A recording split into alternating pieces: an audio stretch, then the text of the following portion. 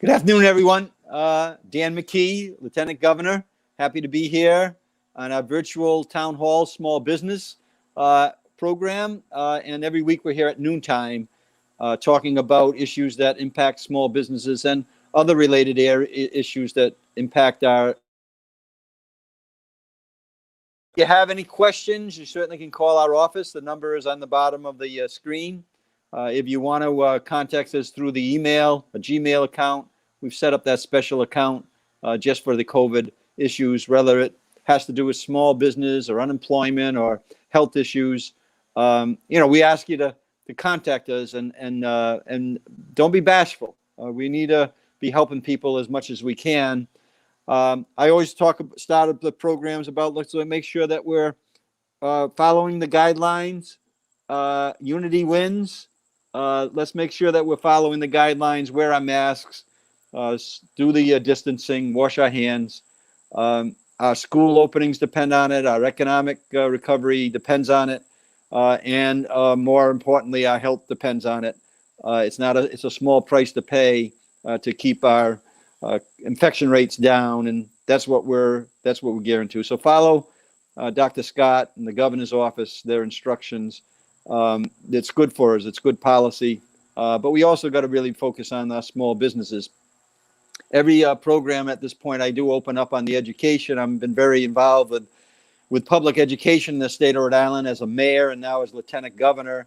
One of the things I think that we got to be really aware of is that, again, it just like the virus, it doesn't discriminate against income or any other factors, a community. Neither does the loss in education time right now for our students. You could be in a high income, low income, moderate income family, non-minority, minority family going to public schools, private schools. There's an inordinate amount of hours that are being lost in learning. And we got to figure out how to open up our schools, but we can't expect, very unfair to expect our schools in the normal time frames, and it's not normal right now with the virtual learning and in virtually every community in the state to make up the hours that are being lost from March 2020 through March 2021. Hundreds and hundreds of hours are going to be lost. Our students are going to suffer from that. Our families are going to suffer from that. Our local economy is going to suffer from that down the line. So let's figure out ways to kind of fill in those hours. One of the areas I'm recommending is what an office that I helped start in my town called an Office for Children, Youth, and Learning. It's an municipal education department. I would encourage every community in the state to look into that and open that up. It's a 52-week-a-year education strategy that has helped thousands of young people in our town. And it certainly has supported our public schools where they have improved every year since the outcomes in our public schools have improved every year since that Office for Children, Youth, and Learning, that Mayor's Office of Education opened up. So it's an important issue, but our economy is important. And we're in the middle of a Take It Outside tour where we're going to 39 cities and towns. Our office got a donation from one of my friends, one of our contacts, of masks, and we're distributing those. We're trying to visit 400 small businesses over the next 30 days. We've already visited close to 100. And this morning, we were in Gloucester. You can see that, I think, the Gloucester Business Association. And we're encouraging, all our small businesses out there to get online and apply for the grants. $50 million. It's not a small amount of money. We think there should be more, but $50 million is available to our businesses. There's over 100 businesses just in the Gloucester Business Association alone that would qualify for grants up to $15,000. We need to really make sure we focus on this. I mean, we have a bargain buyer, we have a Nash Design, we got Lazy Boys dog training. We have a Money Hill tattoo shop, and we had a audio and accessories, auto accessories, and auto body concepts. We've got on and on and on, and we visited many of those today. We got Lauren's It's All Hair. We got a Big Bear hunting and fishing. the list goes on in terms of breweries and camps and contracting services and educations for childcare learning.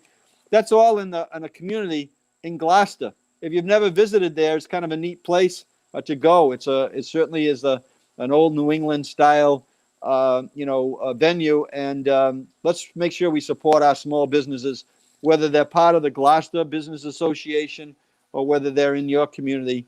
Tomorrow I'll be in Narragansett. If you'd like us to visit your town, let us know. We actually were completing our art tour. We were in the middle of that art tour when the COVID hit, and we were at an art studio today that again, welcoming the arts to our business community. Anyways, the message loud and clear for the next couple weeks is let's apply for those grants. Let's get as much money as we possibly can and distribute those to all 39 cities and towns. I was with one of the council members in Gloucester today, Buster Steer, and he's going to really help try to promote that in this community. And if you're a municipal leader or a state rep and you want to really help us engage with the local business community, please let us know. Senator Pamela, he's been on virtually every one of these calls, and he's helping down in that Middletown, Tiverton area, the Aquidneck Island area, to get the word out. Let's get these grants out to the businesses. Okay, so Ben, I'm not sure that we have Liz and Matt here, but if you could come on, bring them on. Hi, Matt. How are you? Yeah, we got the business about the masks. Whoa. I don't know whether Liz has joined us yet, not yet, but I see a happy birthday, Ben. Ben, come on for a second. I want to just wish you a happy birthday. Thanks. Thank you, Lieutenant Governor.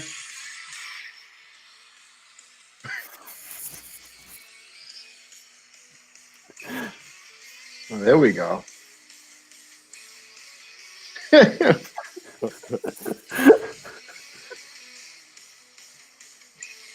Very nice. I love it. We got. I think we're just going to do that the rest of the time, Ben.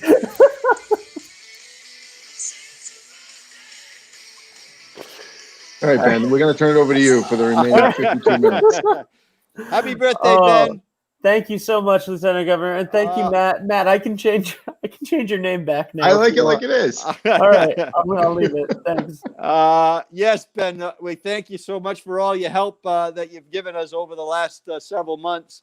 We don't do these broadcasts without Ben's help, Matt, and the messages that you've been able to deliver loud and clear don't get delivered unless we've had somebody like Matt to really, help us, program this effort. So happy birthday, Ben. I'm sure other people will wish you a happy birthday before we're done, but I like your happy birthday, Ben, there. Thank you. Governor, I don't have that much today. It's kind of a status quo week. We still have 77,000 people a week that are getting paid. That's still well above what we would in a normal year. We have seen a number of people stop their claims because they've gone back to work, and that's a good thing. We like to see that. We do have probably the biggest issue that we have right now is because we're 6-7 months into this pandemic, people's the initial claims are beginning to expire. And so a lot of the times they have questions, and I get emails every day, lots of them, where they'll say, we read in a Facebook group that we should have to call in to get the benefits to keep providing benefits every week. And that could be true depending on your circumstances, but most likely it's not. So the one thing I'd like to say today is if you filed a claim in Rhode Island and in the 18 months before your claim, you only worked in Rhode Island and you live in Rhode Island. So you live here and you only worked in Rhode Island, then you do not need to contact DLT. Your claim will be extended automatically. We have 2 sets of extensions right now. There's a 13-week federal extension, which is 100% paid for by the federal government. When that's over, there's another 20-week it's a state's partnered federal extension, which is also right now covered by the federal government. So the total amount of weeks that somebody could be eligible to collect in Rhode Island at this moment under any program is 59 weeks if you qualify for all of those. If you get a message that your certification went through, and it's a yellow message, it comes up on when you certify, it'll say your certification went through, however, your claim has now been exhausted. You'll need an extension. It does say if you live in Rhode Island, if you work in Rhode Island, you don't need to contact us. That's true. You don't have to. Otherwise, if you live in Massachusetts, but work and collect in Rhode Island, then you need to contact us. If you worked a part-time job in Mass or Connecticut, you need to contact us. Or refile the claim online. That's your other option, and that'll get it going for you. Other than that, Governor, we continue to process claims every week. We still saw 11,500 claims come in last week. That's still well above what we would get. And just to put it into context, that's more than we've gotten in history in a single week prior to the pandemic. And so, we're still pretty busy, but we're plugging away. There are no more FEMA payments. That program is only paying people that weren't paid for the 6 weeks we already paid. So there is no additional money. If you've gotten those 6, I'm sorry, but there's nothing else we can give you right now. Talks continue in Congress. I know that Speaker Pelosi was meeting with White House staff to try to work out a deal. Until that happens, until it becomes law, then we cannot make payments on it. So right now we're status quo, and we're here for questions. Yeah, we'll take some questions. I was in, as I mentioned, Gloucester today, visiting with businesses, and I'll be in Johnston a little later visiting one of the businesses too, but in Narragansett tomorrow as well, Matt. So we're getting, we're certainly getting feedback from many of our businesses. Many of them have been very, appreciative of the DLT work, but still some don't know about the WorkShare program. I think it's worth repeating now. Just tell people about the WorkShare program, because we may have some businesses that are starting to get back to some form of normal, but I'm visiting businesses right now that are not back, and that's why we're trying to get all these grants out right now. But tell us a little bit about the WorkShare program. Sure. Again, please. So WorkShare is a program that allows employers to spread out a reduction of hours across some members of their staff, as opposed to laying anybody off. It's a layoff aversion program. Rhode Island's program was actually a national model, and Senator Reid took that program and built it into a federal program based on what we were doing here in Rhode Island, mostly with manufacturers initially. And now it's open to every employer, every business. If you're facing a downturn and you think that you need to slow down, but you don't want to lose your skilled and qualified staff, the best thing to do is contact us. Go onto that website right there, and that we just put up. Take a look at the information about WorkShare. Give DLT a call. That number that you just posted is no good. Don't call that number. Call, if you want, 415-6772. There you go. Or send the ltgov20@gmail an email, and they'll connect you with me directly. And that way I can help make sure that you get in contact with somebody here in our WorkShare program. WorkShare has a lot of advantages. Mostly, if you're an employer, it keeps you connected to your skilled and qualified workforce, so you don't lose them, which is a huge problem when you've invested so much time, so much money and energy into them and their future with you. WorkShare is also right now covered 100% by the federal government, so it wouldn't cost the business anything. In normal times, we would charge your employer account just like any other unemployment account payment.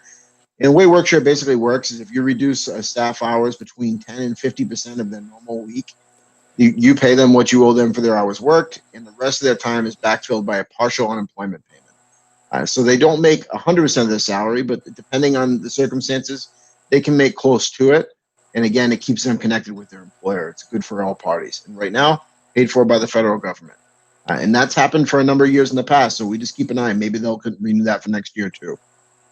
Yeah, Matt. So on a couple of my visits this morning, there was questioning about, the impact that it's going to have on the unemployment, rates, what they'll pay. And I was explaining to them what you just said, is that this program is not going to impact the WorkShare currently through the end of the year. At least that's my understanding.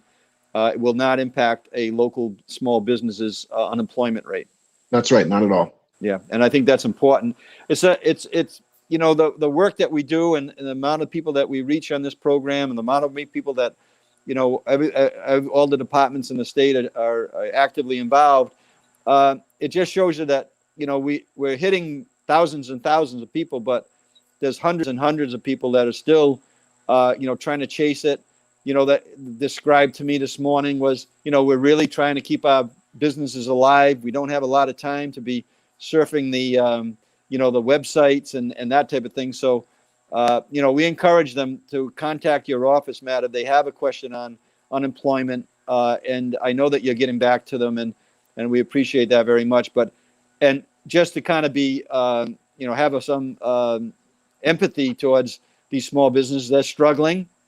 Many of them are doing okay, but many of them are not. And, they're looking for as much assistance as they can get. But at the same time, we know that they're preoccupied with, just keeping the lights on to a lot in many ways. So that work-share program is really important. The unemployment issues are very important. And finally, just give 30 seconds on the fraud update, because I know that people are still getting the mail, and I know it bears repeating, even though we've talked about it a number of times on this program. Sure. We've had a number of issues, just like every state in the country and every federal program, whether it be unemployment or SBA loan programs or anything else, where bad people do bad things and take advantage of these federal benefits. And unfortunately, it's impacted our program. What I would suggest to everyone is to go to DLT's website and look up what we're doing on fraud. Also, go to the Rhode Island State Police website. If you receive a notice in the mail that you filed a claim and you didn't, then the Rhode Island State Police have a piece on their website where you can submit a report to them. They're helping us with this investigation. They will then send that information to DLT. We'll make sure that claim is frozen. If you're on this session today, you can also just go to the ltgov20@gmail address, send an inquiry about fraud, and they'll contact me. And 7 days a week, I'll take a look, do what I can, make sure I freeze that claim, and I'll send you some information about how you protect your identity. This is a big deal, and it's happening all over the country. It's a very well organized scheme, and we're doing everything we can to prevent it, which means on the front end of applications, you've had to now prove your identity before you submit. In the future, as we get these applications done and revamped, the system will not require banking information until you've already been approved for a claim. That's a new thing we're going to do. With piece by piece learning from our colleagues throughout the country and making changes every single week. Something changes with fraud every day. And so because of that, we make sure that we stay on top of it and make system changes weekly. Right now, I just encourage people to reach out if you have an issue, and we'll help you as quickly as we can. You're on mute, LG. You got anything for Ben? You got anything for Matt? I do. I have a couple questions for you, Matt. Sure. Deb says an RI resident was employed in Mass and was collecting in Mass and then gets hired part-time in Rhode Island. Is the Rhode Island company liable for the difference in Massachusetts unemployment because they are only hired part-time? No work done in Massachusetts. All right. So that's an incredibly complicated scenario, and for a number of reasons, but I'll give you a quick answer. Probably not if you're hired after you've already started collecting and you're hired part-time in Rhode Island, because unemployment is based on a base period, which looks back to the 15 to 18 months before somebody files a claim. So those are the earnings and the wages that we're looking at to build a claim. And that would say that Matt Weldon's rate is X and he gets to collect that for so many weeks. You have to qualify for a certain number of weeks based on your earnings. If that part-time employment didn't happen in that period, then they wouldn't be impacted in the claim. Let's say they did work part-time during that period, but their full-time job was in Mass. If they are also out of work in Rhode Island, the Rhode Island employer would be responsible for their prorated share of that claim if they're out of work from both places. If they're still working in Rhode Island, they'd have to report their earnings every week to Massachusetts, and the Rhode Island employer would not be impacted. Okay.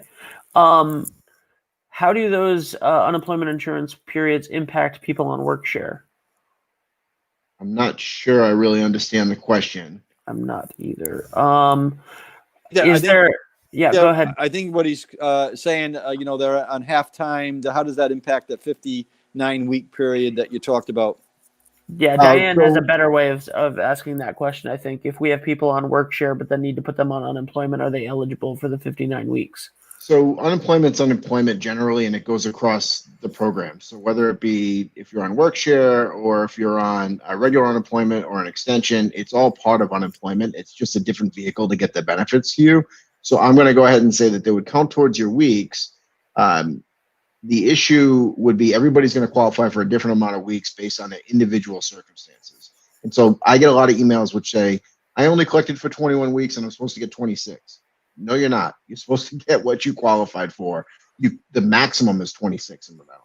And so what happens is some people only qualify for 12.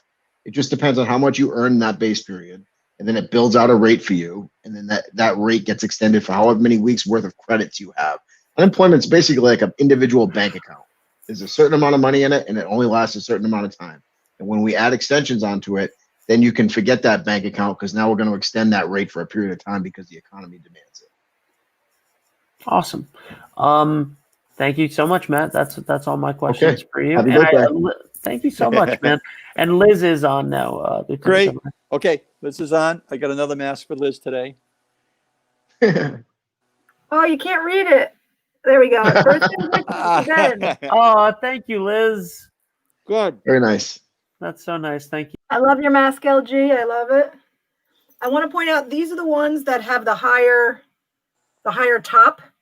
This one was actually custom made by a small business in Bristol called Adriana's. It's a dress shop. They normally do seamstress work, but they are doing it. And so for those of you who have masks that fall down on your face, they will make sure they fit you, so you can have it adjusted so that your masks fit you. And so consider using your local seamstress shop, or come to Bristol and go to Adriana's where you can get them. And this one's a black one, obviously, but they have lots of different patterns and colors. And so just another way to promote a nice small business. But if your masks don't fit you because you're too long or it's too big or bulky down there, consider getting it hemmed just like you do a pair of pants. There you go.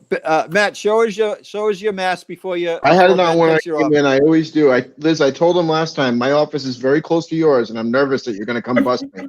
So I That's right. I will. And I'm going to just quickly I'm going to just comment on what Liz said.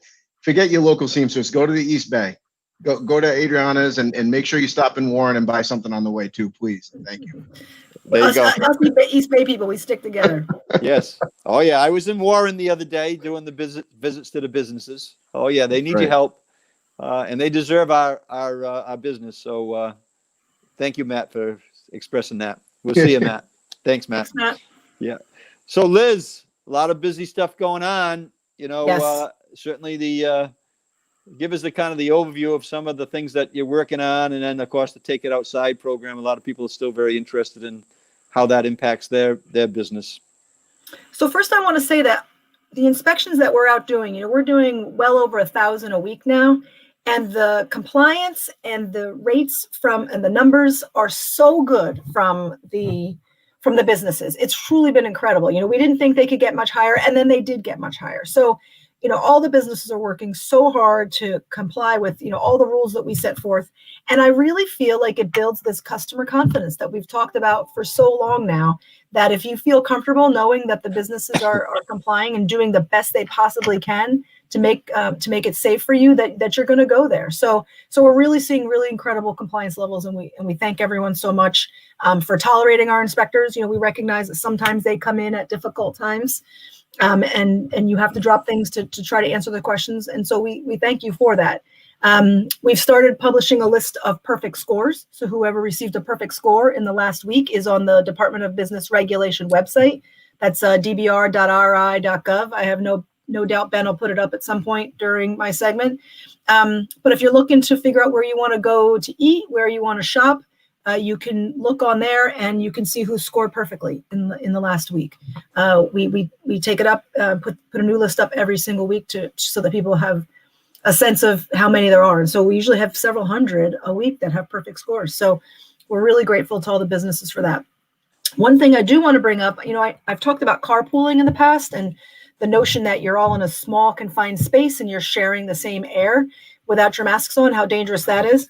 We're starting to see some changes, and we're starting to see that now in break rooms and where people are having lunch together. So if you have a break room that is small and enclosed, you might want to consider having as few people as possible in there and having them separated. Because if they're having their lunch, they're taking their masks off, and now they're sharing the same airspace, right? So that's something to really consider. Maybe you want to schedule different timing of shifts, making sure they're separated. Perhaps maybe you can put some picnic tables outside at your business, wherever you may be, so that people can try to eat in a safe way. But we have, particularly in the last few weeks, seen a real change in the number of cases associated with people having lunch together in their office or in their shop in some way. So something for everyone to think about for those concerns. And that's what I've got for you this week, LJ.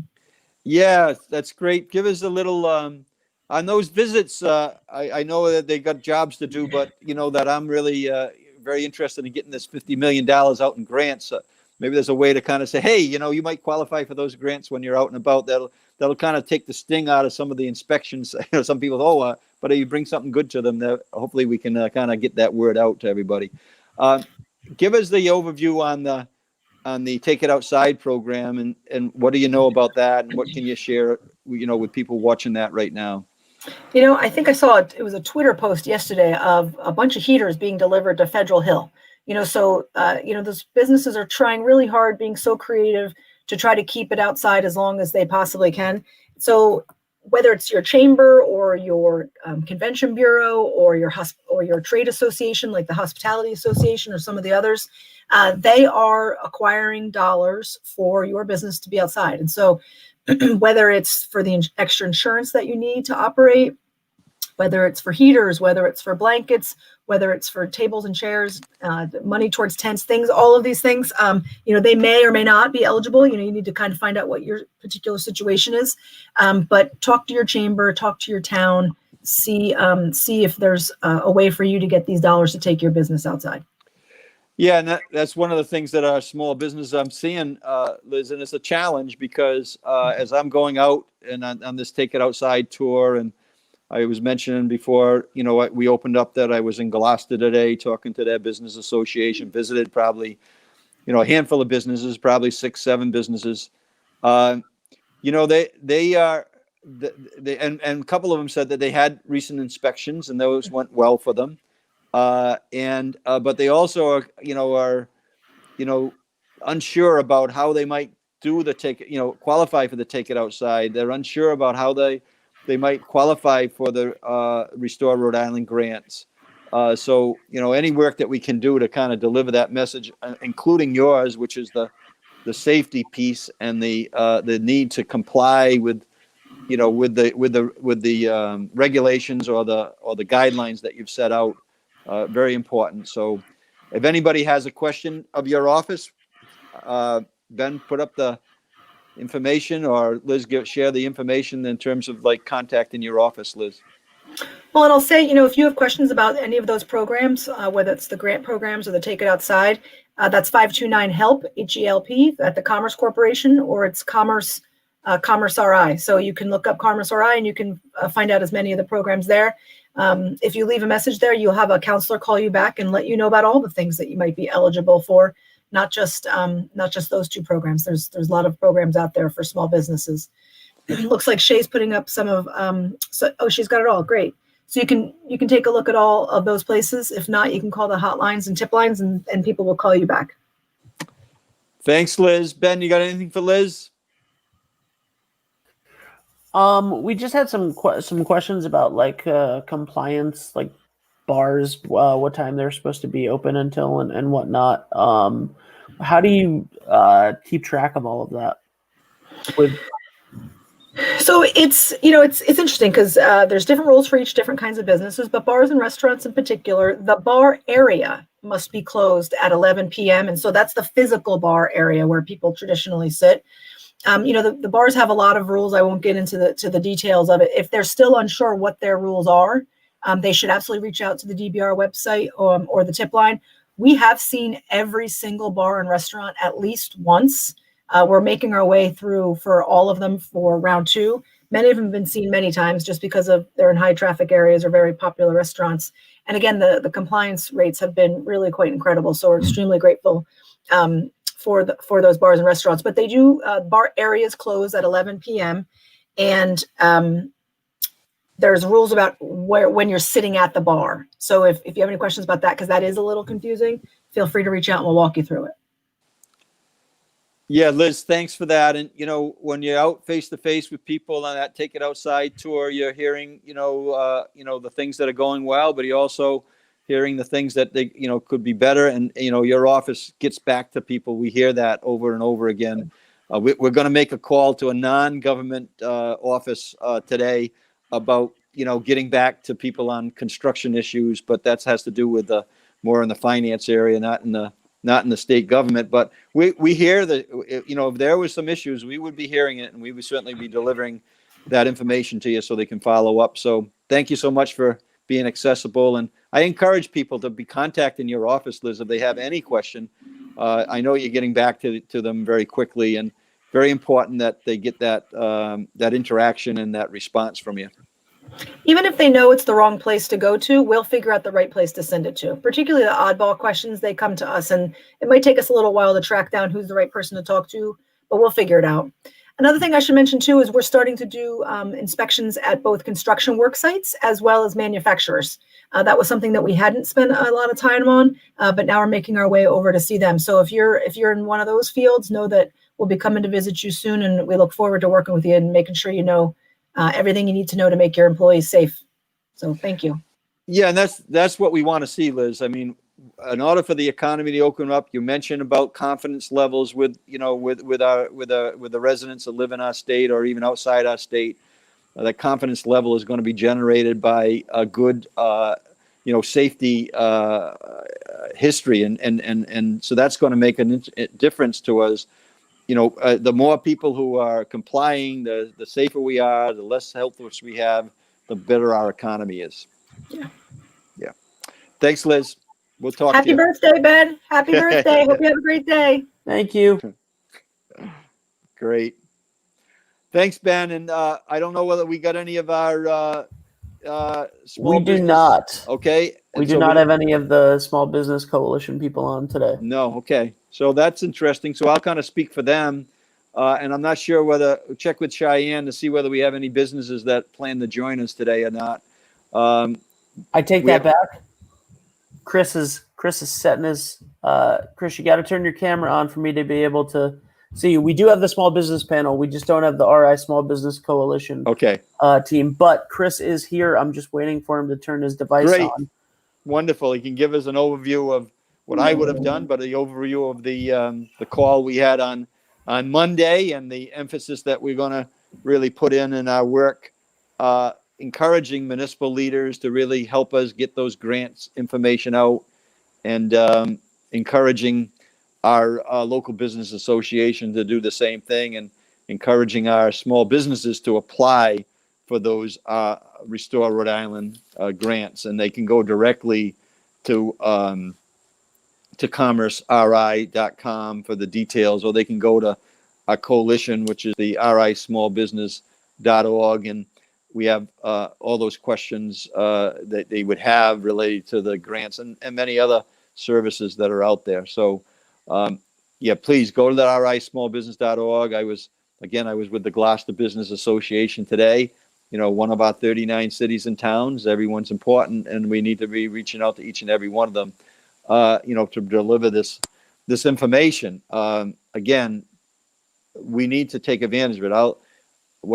The message I'm delivering, and I want other people to deliver the same thing. If it takes this, they've streamlined the process. The Commerce has. It's a simpler process than it was initially. It includes businesses that have sole proprietors with no employees. That's new. It includes businesses that have over 20 employees, up to 50 employees. That's new. So we need to get those dollars out the door. And we know there's the demand, and we need to encourage and provide the support to these local businesses. So if you have any questions about those grants, whether you qualify or how to walk your way through it, call our office, 222-2371. Email us at that email address, that Gmail address that Ben puts all the time. And we'll follow up. And we have many of our small businesses that are on our 11 o'clock call every week, strategizing how to, what's the next steps of helping our small businesses. And we talked about, the fact that one is more businesses need to apply because there are more businesses that are eligible.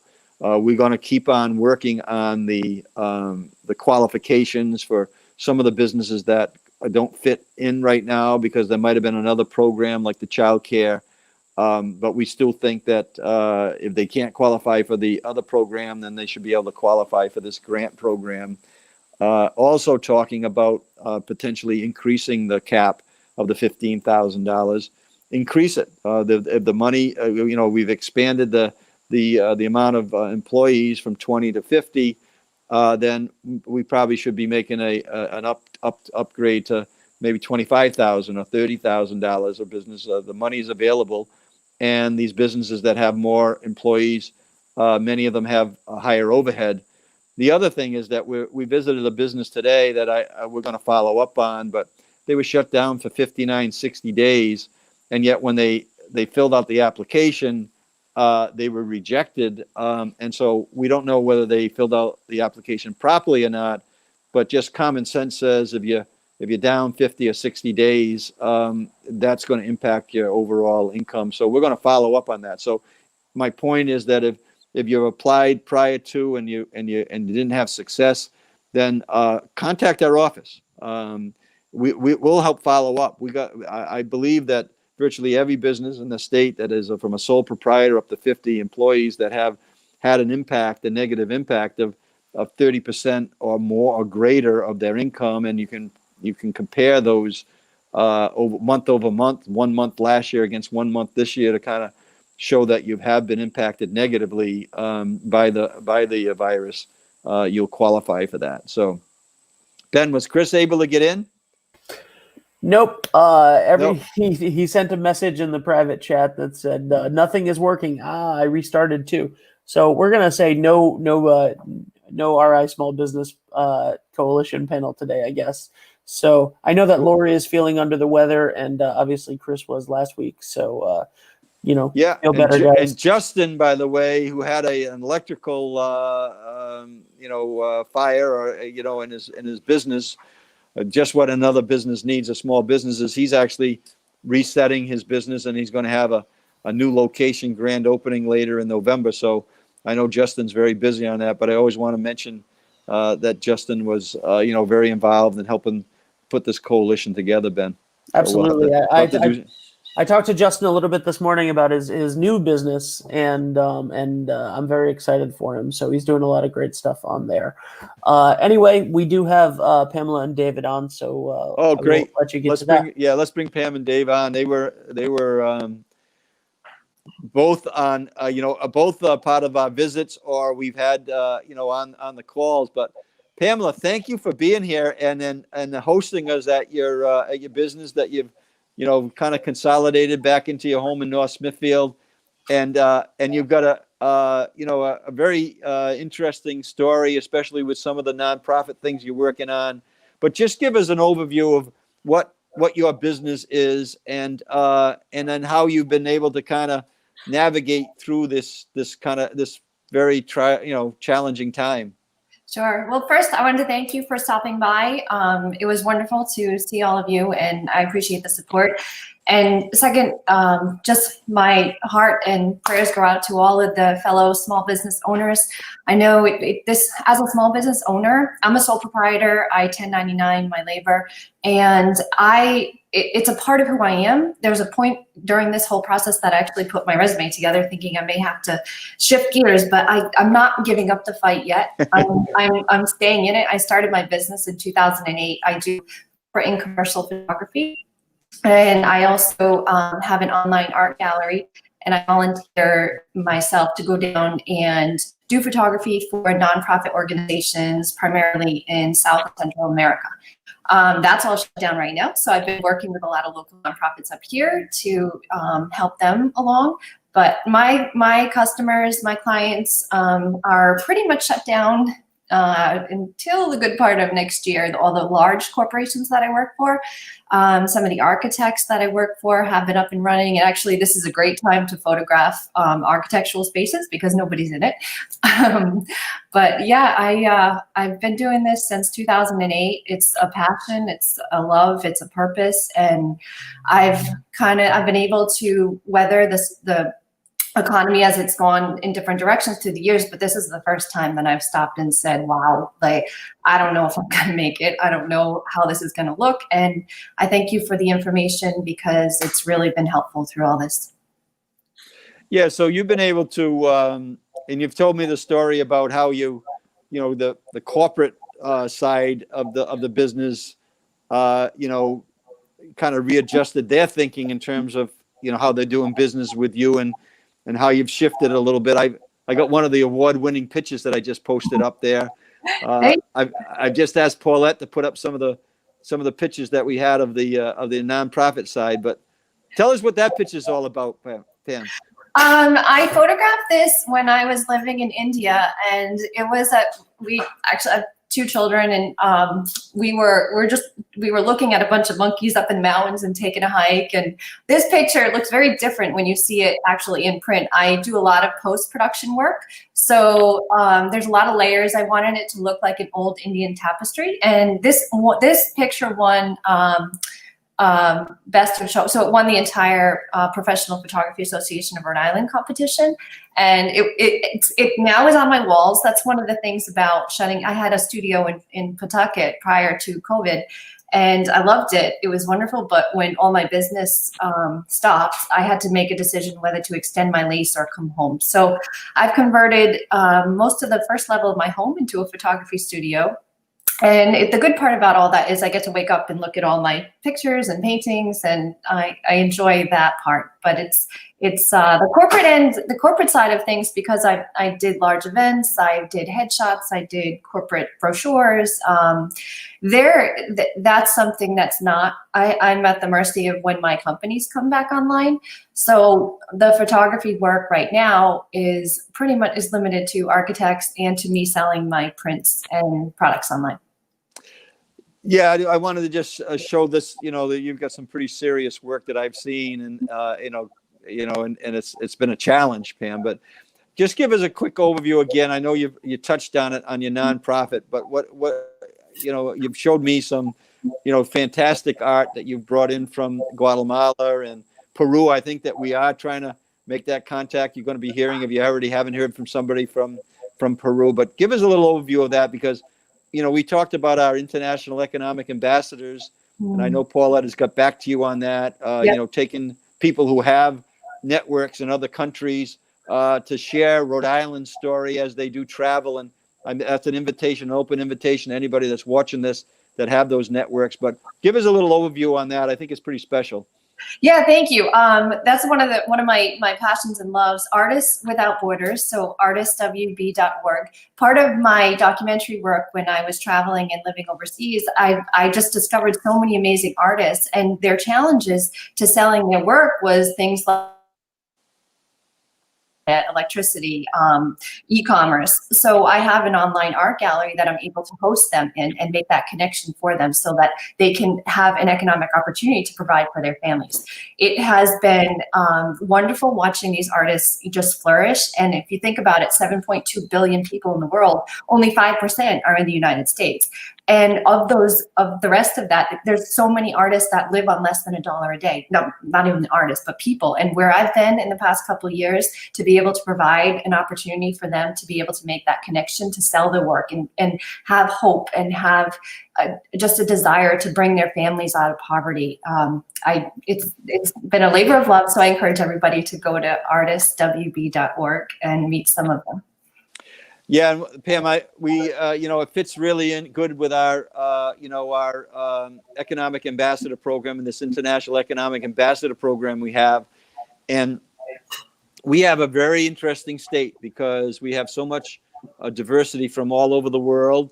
And we've been having calls with Israel and Australia and New Zealand and Colombia and the list went on, Japan and Taiwan, and the list goes on because we have all these networks. So we're gonna make sure that you bring us into the calls with some of those artists right down in Guatemala and Peru and the other areas of the world that you're working with. It's a small world, and Rhode Island has this unbelievable culture that we think that we can take advantage of, and I think that our state will benefit from those efforts. And you have all these efforts that are in progress, like you have, that we want to recognize. We don't have to start up what you've talked about. You've got it going, and just like we have a doctor in Bristol that's working in Australia on bringing up boats that have been sunk in a harbor during the Revolutionary War. There's so much skill and talent in the state, and gives us a chance to highlight that. So thank you so much for sharing with us today.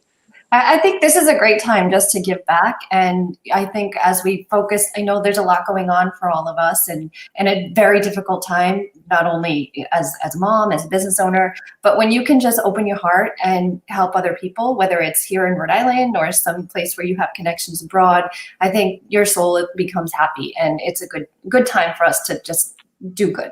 Yeah. Well, we got to keep our spirits up, that's for sure. And that's what David does at Eat, Drink, Rhode Island. So David, give me a little bit of overview of, your background, but also, you're very involved with the Small Business Coalition, and thank you for that. And you've been actively involved with, and what's one of the reasons I wanted you to come on is because you did apply recently for one of the grants. And I think that that's the message today that we want to, and, I'm going to get back to Pam because she's actually applied for that as well. But give us a little overview of the business, and then let's start specifically about the coalition, why you're involved, and then also about the grant program. Absolutely. Well, thank you very much, Lieutenant Governor, for having me. Happy birthday to Ben. Yeah.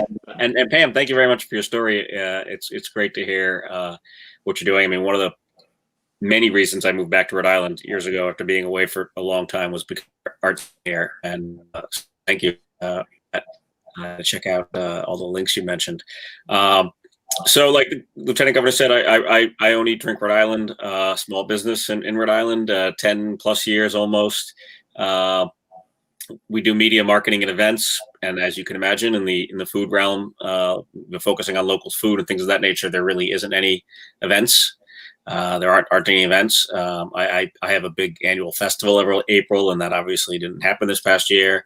And then I usually do farm dinners, things of that nature. Those aren't happening. Hoping to maybe do some outdoor events in Smithfield at the farm I work with the Take It Outside program. We'll see how that goes. But it's been definitely a challenging year. And then on the marketing side, most of my clients, all my clients are food and drink businesses, and most are suffering. So I don't really have any clients at the moment. A couple that I still work with and support in a barter situation because I eat and drink. So that's good that we found that barter still works in this day and age. But like the Lieutenant Governor said, I just fortunately today was direct deposited. Happy to say, received a Restore Rhode Island grant as a sole proprietor. And you're absolutely right, Lieutenant Governor. You were saying it earlier. The application was definitely streamlined from what it was when it first came out, and I was helping a lot of friends and businesses that I work with that are larger that were able to apply the first time, go through the process, and it was a convoluted. We'll say a convoluted process, and it's much better now from what I went through 2 weeks ago to literally at 2 weeks. Yeah, it was Tuesday 2 weeks ago that it was opened up to sole proprietors, and Tuesday, 2 weeks later, I have the direct deposit in my bank account. So I urge everyone out there to apply, get the money, even if it's just a few $1,000s. It's up to $15,000, which I will say is not enough, especially in the food business. I know restaurants that are losing $15,000 a month right now or more right now, to be honest. But it's free money. Why wouldn't you take it? Right? It's free money. It's out there. It's money for you to put in your pocket. If it helps in any way, shape, or form, take it and use it on the bills that you have. There's a lot of leeway with it. As with any program, I think there's room for improvement, but definitely you should take advantage of it. Yeah, and we talked about that on our call yesterday, David, about continually try to improve, continually try to, get the message out in any way that we can. That's why that's why I was in Gloucester today, meeting with several businesses, and they were very pleased to hear that the process has been simplified, and they also were very appreciative to hear that people who are other small businesses that have been involved with applying for the grants are actually willing to share their experience with people and help coach them through. Oh, absolutely. Yeah, I'm happy to help anyone. Like I said, I talked to a lot of food and drink businesses, with the first round. Happy to, I just brought it up to a few businesses that I went out to eat on Saturday, and both the places that I went to, they weren't sure that it was something for them, but I said, go, just get it. Again, even if it's just a dent in what you've got, it's a dent that's helpful. So take the money. I can't stress enough that we need a lot more out there. There's a lot at the federal level that we're waiting on. The Restaurants Act is part of the new Heroes 2.0 bill that our Congress has already passed, the House, and hopefully our Senate will do as well. But any opportunity you see to try and help your business out, you should take. And so the Restore Rhode Island grants are there for you. Yeah, and David, what I've been saying to people is, look at, if you qualify for 4,000, 5,000, whatever it is, 15,000, it takes you an hour, 2 hours to do it. That's a pretty good pay, an hourly rate to get. And then also remember that I'm a small business person myself, and many years experience on that, and I've rode this roller coaster in Rhode Island, through bank crisis, and then the internet bubble, and then the real estate collapse. As a business owner, there's part of the pressure is that you can't pay your vendor, right? You can't, right. You're having trouble paying your vendor that $500 or that $400. And so bringing this dollars in, it may not solve the whole problem of that small business, but that's going to put money in the pocket of your vendors or the other people that are relying on your business for their business. So it touches everybody, right? So $50 million we know will circulate in the local economy for about 4 times. So that's about $200 million of dollars that would actually penetrate into our local communities.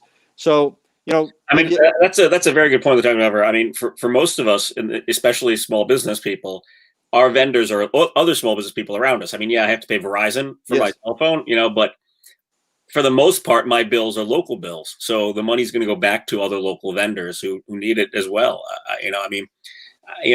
Pam's story really rang true. I mean, I've been at this for 10 years, and recently, I've got a wife and 2 children, and I'm like, maybe, I don't do this anymore. And I look for other work. It's hard right now. Yeah, and Pam, weigh in a little bit, because you've participated in some of these programs, and I believe you told me that you did apply for the the Restore Rhode Island grant. So I did apply for that the day that it was opened up to sole proprietors. I put that application in. I think that was about a week or so ago, that sole proprietors that didn't have a payroll. I did get a little bit of the EIDL money and a little PPP, but like you were saying, like I also put my resume together, like wondering, am I going to have to shut my small business down? Is this going to be the year? And no, I'm not yet. I'm still hanging on, fighting. So I appreciate all that you are doing, and this information is fantastic. I've been trying to share it as much as I can with the avenues that I have, so other small businesses can also keep the fight up and have. I'm a single mom, so my income is my business, and when my business is shut down, then it's difficult to see the light at the end of the tunnel. But it's also a big part of who I am. So so that's great, Pam and David. I want to thank you both for being here and the leadership you're providing. We're in all 39 cities and towns, and we're going to hit every area of the state. We'll be in Newport next week. I think on October 14th, and we'll be visiting Jamestown. And the message I'm delivering is that there's small businesses in every community, right? And they make up a great deal of the culture of the community and the service, and they have so much goodwill they develop with their the people who live in our communities. So we're going everywhere in the state, and we're encouraging them to do exactly what Dave and Pam have done, is to apply for these grants. You're actually not only helping your own business, but you're helping other businesses, because you're going to be able to allocate some of those dollars towards the businesses that you do business with. And in addition to that, we're really find a way to do business with a small business out there in the state. If you're listening to the program, whether you're in a small business or working for a small business or not even involved with a small business, find a way to do business with Pam or do business with Dave, and go to rismallbusiness.org, and you're going to see listed thousands of businesses that you can actually do business with. And the holiday season's coming up, and let's keep our business local. Let's keep our business working and supporting Pam and David and all the other small businesses in the state. Last word, David. Well, thank you, Lieutenant Governor. I appreciate that. I just want to say you've got a good example here of two businesses, the art realm and the food realm, that make up your local community. I mean, you think about it. There's chain restaurants and there's giant art, systems that you can buy online or home goods or things of that nature. But for the most part, your restaurants, your small food vendors, your art studios, your photographers are all small businesses. They're all local parts of the community. And if they go away, it's not going to be the same community. It's just not. No, it's not. And that's why when we're doing these tours right now, to Take It Outside, our own Take It Outside version of a 39 tour, we're inviting our local businesses to meet with us, but also the associations, the business associations, like I was with the Gloucester Business Association today and their leadership, and also the municipal leaders, because the municipal leaders play a role as well, and they can play a role in really connecting in with the small businesses in many ways. And right now, top priority on my list is get the $50 million out to our local businesses, and then we can address other needs, based on where we are at that moment in time. So Pam, last word for you. I agree with something David said earlier about the barter arrangements. I think it's been really creative working with other small businesses and how we can help each other. So there's been a lot of great ideas and collaborations, and it's I encourage all the small businesses, just go apply and keep your mind open to working in some new and interesting ways. Thanks, guys. We look forward Thank to you. working with you, and the International Economic Ambassador Program, Pam. We want you involved in that. I think that. I'm in. I'm all in. I can't wait. I got the announcement. Okay, excellent. Thank you so much. Thank you, and to Ben, that happy birthday message is loud and clear. We're gonna, I'm gonna say my couple things here, and then we're gonna go off the air with the a little happy birthday music for Ben. But let's get our businesses. Let's work, whether we're in a State Department, Commerce, our office, the chambers, the local business associations, municipal leaders. Let's be aware that those dollars that come into our cities and towns. I'm a former mayor, and I know that when even a small grant that we might get to a local business. I remember we opened up Mark's Restaurant right on Broad Street, and we're able to get a grant to help him create this kitchen where he had this charcoal grill. That helped improve our community. Not only did it help that small business, but it helped our community. It helped our community grow. It gave another venue where we could go and enjoy some good Portuguese food, which we always like the Portuguese food. And so let's make sure that we're doing everything in our power right now to communicate, whether it's in the local media outlets who have helped us early on with, putting the RI Small Business site up, the rismallbusiness.org, through bulletin boards and media. This is really important that we get the message out and then provide the assistance that our small businesses need to qualify for these grants. That's top priority. You've heard my school story. Let's get the municipal education departments. Let's start that conversation. Hundreds and hundreds of hours are being lost right now in our education system. Our students are going to suffer as a result of it, as well as their families. That education is about economy as much as creating good citizens that live in our communities. But it's about economy. The more education somebody gets, on average, the higher their income is going to be over their lifetime. So let's do that. And finally, let's do the mask. We can't do the economy, open up our schools, unless we pay attention to our health and everything that's related to that. And Ben, I think I got 1 minute here, so I'm going to play this music to you again. Say happy birthday to you, and thank you all for tuning in.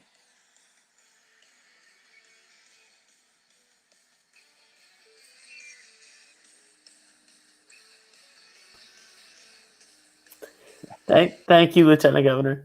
Okay.